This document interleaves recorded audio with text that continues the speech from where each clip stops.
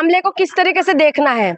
हिंदू सारी हिंदू होने के बाद भी हिंदू राष्ट्र बनाने के लिए इनको रैली करना पड़ा, तो ये तो बहुत दुखद बात है, पहली बात। और दूसरी बात, अभी मैं देख रही थी कि वो बड़ी परेशान हो रहे थे, पैरों में वो दिखा रहे थे, लेटे हुए थे। तो आप बताइए, किसी का इतना इजी नहीं है कि आप हिंदू राष्ट्र बना ले इस देश के अंदर। और दूसरी बात, आप एक बात बताइए, आप कह रहे हैं कि हिंदू राष्ट्र बनना चाहिए, आप हिंदू राष्ट्र बनाने के लिए जा रहे हैं। हिंदू राष्ट्र के अंदर आप उन लोगों को क्यों नहीं ले रहे जो बड़े बड़े मिनिस्टर का बेटे हैं, बच्चे हैं? वो लोग कहाँ पर है, कहाँ पर बैठे हुए? वो लोग जो बड़े बड़े मंत्रियों का बेटे हैं, बड़े बड़े जो बैठे हुए हैं, जिनको हिंदू के नाम पे बड़े चुल होता है, बहुत ज्यादा वो लेते कि हिंदू राष्ट्र बना के रहे, तो उन लोगों को लेना चाहिए ना साथ में। क्या राजनाथ सिंह का बेटा आएंगे हिंदू राष्ट्र में शामिल होने के लिए? क्या आप बताइए कि जैसा का बेटा आएंगे, वो सब अमित शाह का बेटा जैसा आएंगे क्या? तो ये तमाम जो चीजें हैं, किसी का भी बेटा बच्चे कोई नहीं आने वाले, लेकिन हमारी जो बच्चे हैं,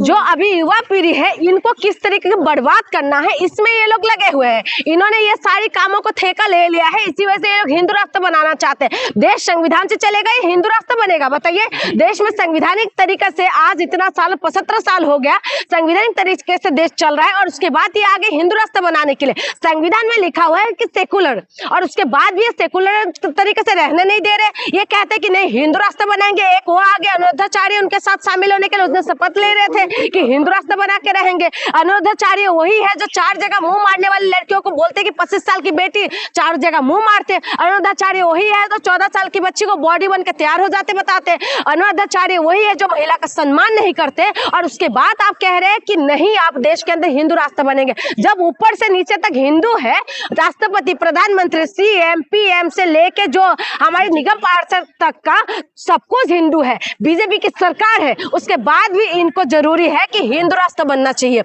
हिंदू राष्ट्र किस बेस पे बना है? हिंदू राष्ट्र इतनी तकलीफ क्यों है? आप क्यों हिंदू विरोधी बातें आप कर रही हैं? मैं हिंदू विरोधी नहीं हूँ, पहली बात तो समझ लेना। यह सवाल मुझसे इस तरीके से मत बोलना कि तुम हिंदू विरोधी हो, ठीक है? हिंदू की जैसे हमारे जैसे हिंदू बन पाओगे?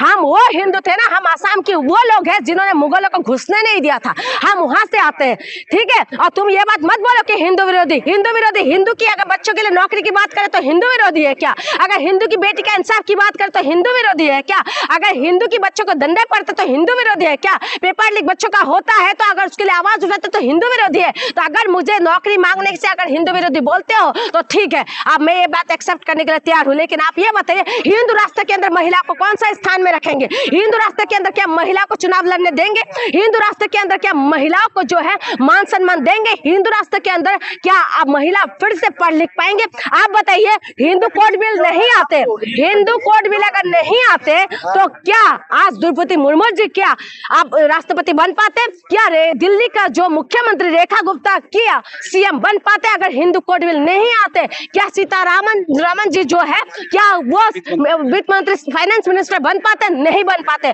तो अगर हिंदू कोड बिल, एक मिनट, हिंदू कोड बिल अगर नहीं आते तो ममता बनर्जी सीएम नहीं बनते। क्या महिला की बात? मैं महिला हूं तो महिला पे बात नहीं करूंगी। तो हिंदू राष्ट्र के अंदर महिला को कौन से स्थान में रहेंगे आप ये बताइए ना। हिंदू राष्ट्र के अंदर महिलाओं को क्या, हिंदू राष्ट्र, एक मिनट, देवी के तौर पर, देवी की तौर, अभी भी देवी मानते हैं। भारत में बेटियों को देवी मानते हैं, भारत में नदियों को भी माँ मानते हैं, भारत के अंदर माँ दुर्गा, माँ काली को पूछते हैं। लेकिन यही भारत के अंदर महिला को खुलेआम बलात्कार होते हैं, लेकिन कोई बोलने वाले नहीं। भारत के अंदर कामाख्या माता की मंदिर है जहां पर महिलाओं के प्राइवेट पार्ट को पूजा जाता है, लेकिन यही भारत के अंदर जब महिलाओं को नंगा करके घुमाते तो कोई बोलने वाले नहीं है। आप कहते हैं कि हिंदू राष्ट्र के अंदर महिलाओं का स्थान कहाँ होगा? जब हिंदू राष्ट्र बनेगा तो देश सुरक्षित होगा। अभी सुरक्षित नहीं है। अभी मुसलमान हावी हो रहे हैं देश में, विस्फोट हो रहे हैं देश में। देख रहे क्या स्थिति? गोल टोपी वाले आ गए हैं, गोल टोपी वाले। प्रधानमंत्री कौन है भाई? हिंदू है। राष्ट्रपति कौन है? वो भी हिंदू है। हमारी जो गृह मंत्री वो कौन है? वो भी हिंदू है। हिंदू है। तो हिंदू पूरे ऊपर से नीचे तक हिंदू होने की बात पेश टाइट क्यों नहीं हो रहा है? 20% मुसलमान भी तो हैं देश में। मैं वही कह रही हूँ, पेश टाइट क्यों नहीं हो रहा है भाई? अगर एक मिनट, मुसलमान अगर ऐसा कुछ कर रहे हैं, चाहे वो मुसलमान हो, चाहे वो हिंदू हो, चाहे वो किसी भी समुदाय विशेष से क्यों ना आए हो, सिर्फ और सिर्फ हमारे देश को सुरक्षित करना है, उनको जो पनिशमेंट देना है दीजिए। हम किसी जात, किसी धर्म विशेष से मैं नहीं बोल रही हूँ, मैं ये कह रही हूँ हमारी सुरक्षा में चुप क्यों हो रहा है बार बार? उसके लिए सवाल कौन उठाएगा, कौन जवाब देगा? तो इसीलिए मैं आपको कह रही हूँ कि जो ये हिंदू राष्ट्र की जो आप बात कह रहे हैं, हिंदू राष्ट्र के अंदर ये पूरी दुनिया में मुस्लिम कंट्री है, इस्लाम कंट्री है और बौद्धिस्ट कंट्री है, तो हिंदू कंट्री क्यों ना हो? बिल्कुल होना चाहिए। नेपाल क्या थे?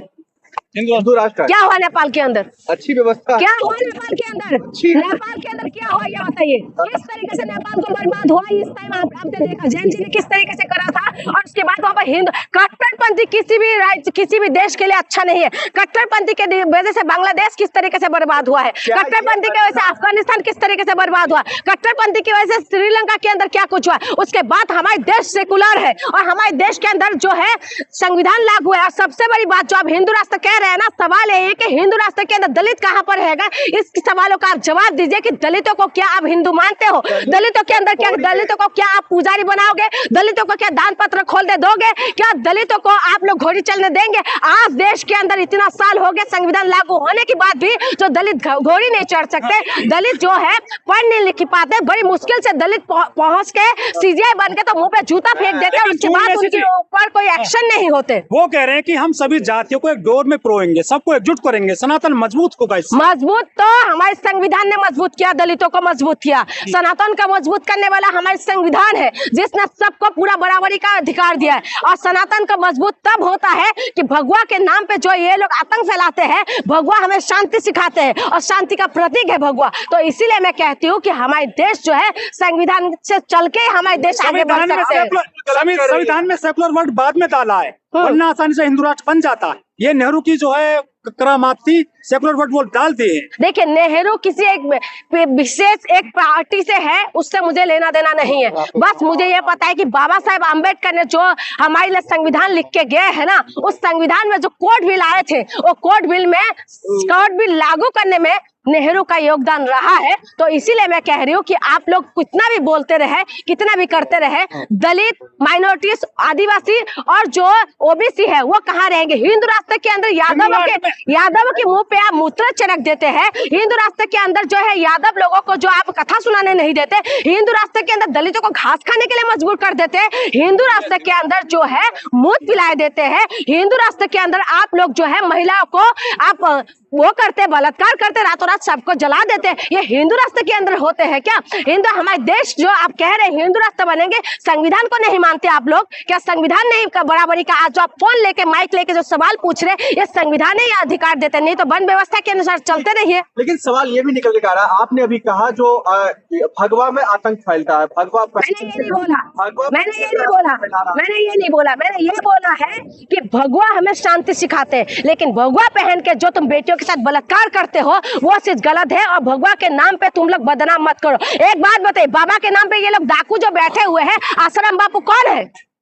आश्रम बाबू के ऊपर जो पक्सो एक्ट लगा हुआ है और उसके बाद कोर्ट ने साबित किया, मैंने नहीं साबित किया, कोर्ट ने साबित किया वो बलात्कारी थे। राम रहीम कौन? एक मिनट रुक जाओ, राम रहीम कौन है? राम रहीम के बलात्कार की जो साबित हुआ है, उसके बाद भी आप कहते हैं कि बाबा। और अभी जो दिल्ली के अंदर वो भगवा पहन के घूम रहे थे ना, मैं भगवा को हम लोग आन बान शान है भगवा, लेकिन ये लोग भगवा पहन के जो है ये महिलाओं के साथ बलात्कार करते फिरते रहते हैं। आज कितना आपने ये सब सुना नहीं, देखा नहीं क्या? भगवा हमें ये सिखाते हैं, शांति सिखाते हैं। लेकिन मैम सवाल ये है, जो माहौल कौन खराब कर रहा है? देखो दिल्ली में कैसा माहौल पैदा कर दिया, ये कौन कर रहा है? ये क्या ये भगवान कर रहा है? क्या माहौल पैदा हो गया? दिल्ली अभी दहल उठा है और आप कह रहे क्या माहौल पैदा हुआ है? सुनिए, राजीव गांधी को मारने वाले कौन थे? राजीव गांधी को मारने वाले कौन थे? जो भी जिसने भी किया है सिर्फ एक लोगों की वजह से है ना, हम सबको बदनाम नहीं कर सकते। जिसने भी किया उसको कार्रवाई करिए। फेलियर कौन है उसको आप सवाल नहीं करें कि किसकी वजह से फेलियर हुआ। आप बताइए ना, आप एक मॉल के अंदर चला जाइए, आपका 200 चेकिंग हो जाएगा। एयरपोर्ट के अंदर आप चला जाइए, बाहर से आपका चेकिंग शुरू हो जाता है। मेट्रो के अंदर चला जाइए, आपका चेकिंग शुरू हो जाएगा। लेकिन उसके बाद भी अगर लोग इस तरीके से घटना को अंजाम दे पा रहे हैं तो कौन है? ये मानसिकता कहाँ से पल रहे हैं और कौन पलने दे रहे हैं? कैसे हमारे देश के अंदर कितना सारा घटना हो गया, चाहे पठानकोट हो गया है, उरी हो गया है, पहलगाम हो गया है, दिल्ली हो गया है, केदारनाथ हो गया, उसके बाद भी आप निकम्मा किसको मानते हैं? हाँ, अगर किसी ने भी ये चीज किया है तो तुरंत उसके ऊपर एक्शन होना चाहिए, तुरंत उनको अरेस्ट करना चाहिए और उनकी जो एक्शन करिए, उसमें हमें कोई रुकावट नहीं है, करना चाहिए।